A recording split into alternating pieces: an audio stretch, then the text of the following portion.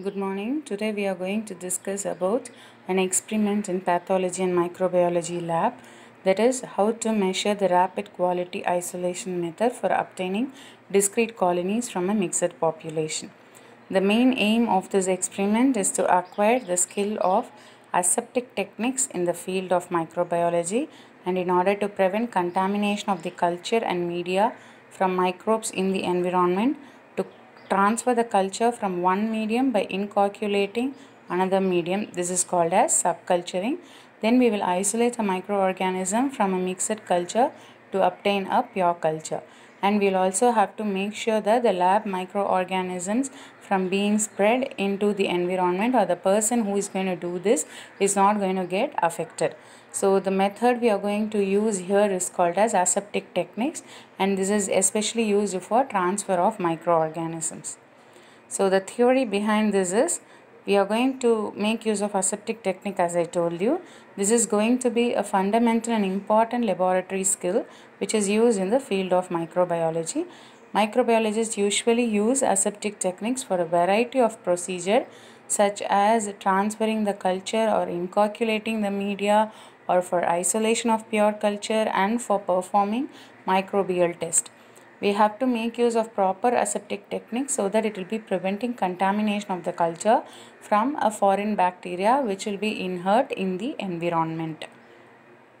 So the continuation of the theory, we are going to make use of proper aseptic techniques which can greatly minimize, or even it will be eliminating the risk of contamination, and your aseptic technique is of utmost importance to maintain pure stock culture while you are going to transfer culture to a new media.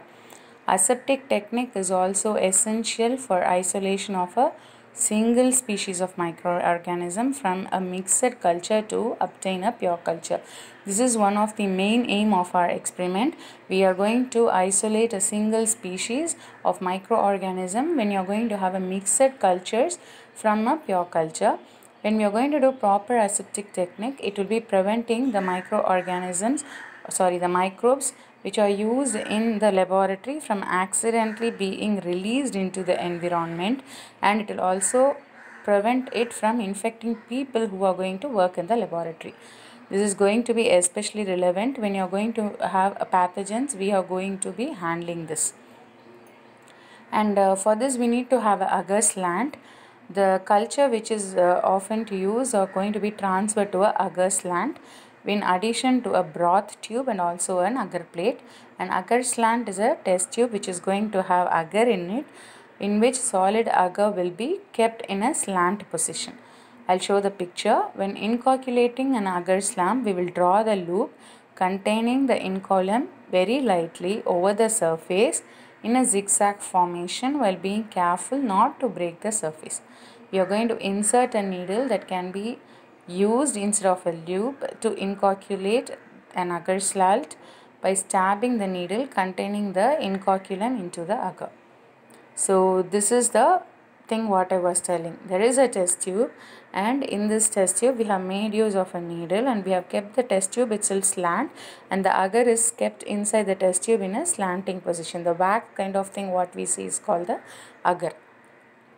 So materials required for performing this experiment is, you need to have a nutrient agar plate, that is a petri dish with bacterial colonies, that is the inoculum, and we need to have a tube of sterile nutrient broth, inoculating loop, a Bunsen burner, test tube rack, disinfectant, and a marking pen for carrying out this experiment.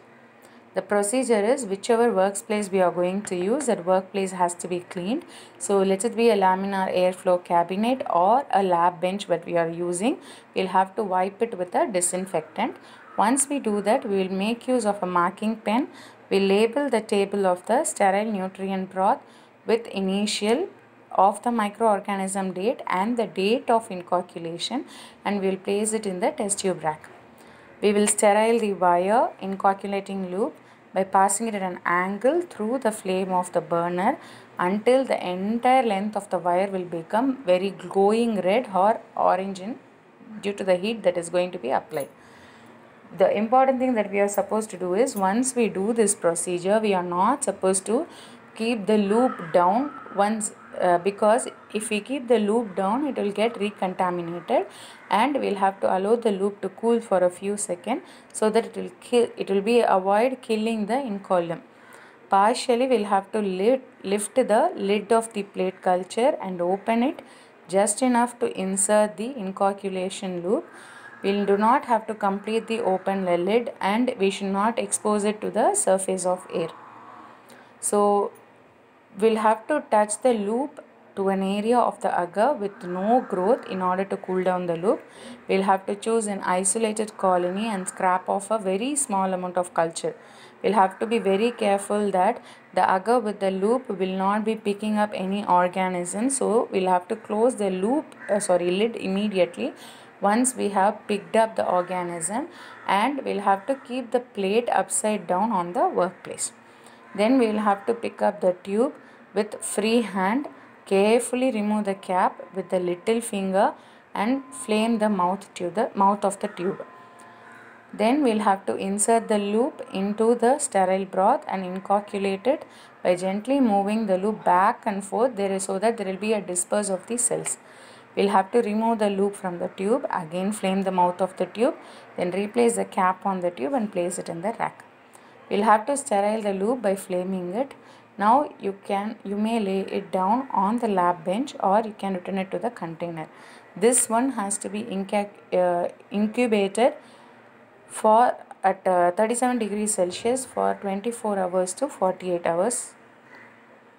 Then there is one other procedure which has to be followed, that is transfer of incolum from a broth tube to a sterile broth. So for doing this, we are supposed to make use of certain materials. We need to have a broth culture of microorganism, a tube of sterile nutrient broth, and an inoculating loop, a Bunsen burner, a test tube rack, a disinfectant, and a marking pen. So much of the technique what we are going to use here will be similar to what we have did for the previous case. So here we will again have to prepare the workspace with that is the laminar airflow cabinet or the lab bench with a disinfectant. Then we will have to make use of a marking pen. We will have to label the tube, and we will have to make use of the microorganism name and the date of inoculation, and we will have to place the test tube back into the rack. We will have to sterile the wire inoculating loop by passing it in an angle through the flame of Bunsen burner until the entire length of the wire becomes glowing red or orange from the heat.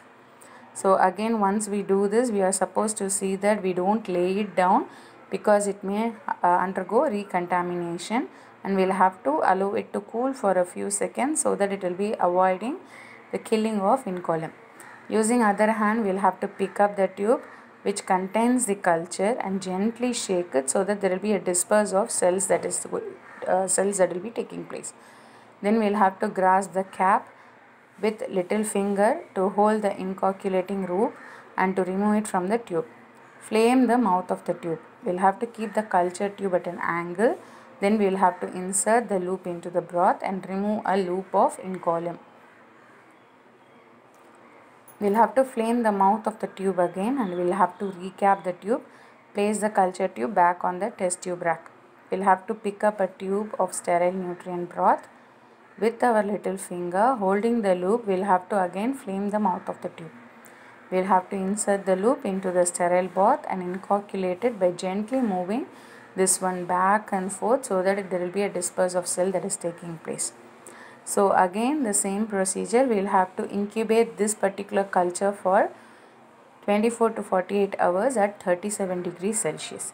Once we do this one, what will happen is there will be a separation of microorganism, the particular microorganism what we want from the complete microorganisms what is there in the culture what we have made use of.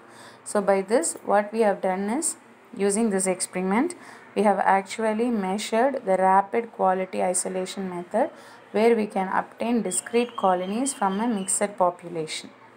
Thank you for listening.